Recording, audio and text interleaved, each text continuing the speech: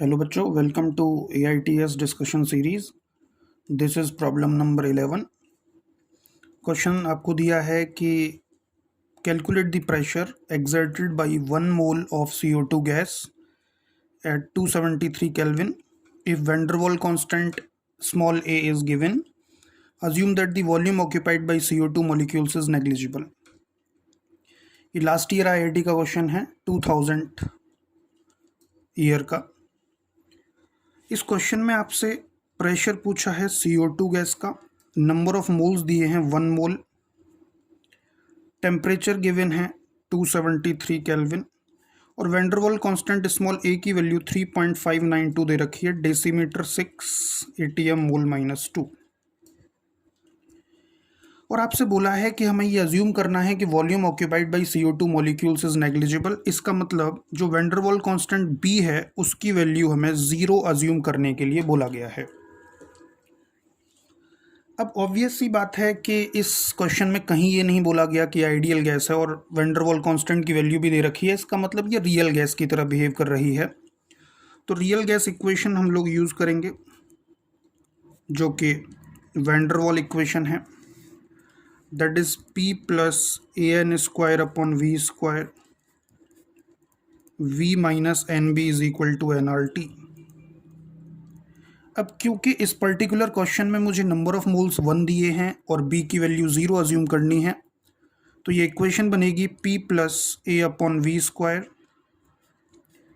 V is equal to RT।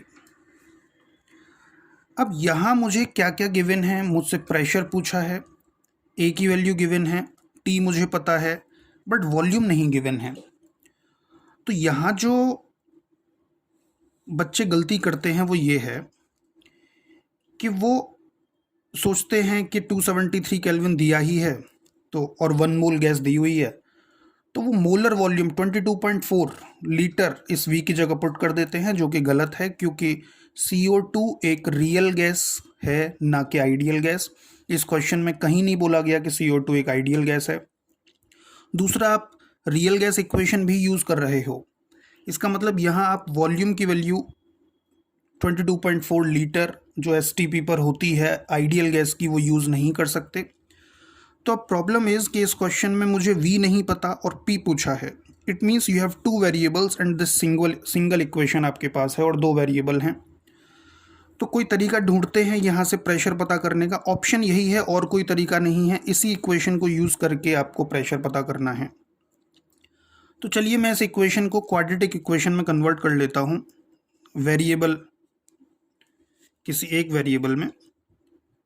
तो PV plus V का multiply कर देते हैं, फिर दोनों तरफ एक V का मल्टीप्लाई और कीजिए, PV square plus A is equal to VRT।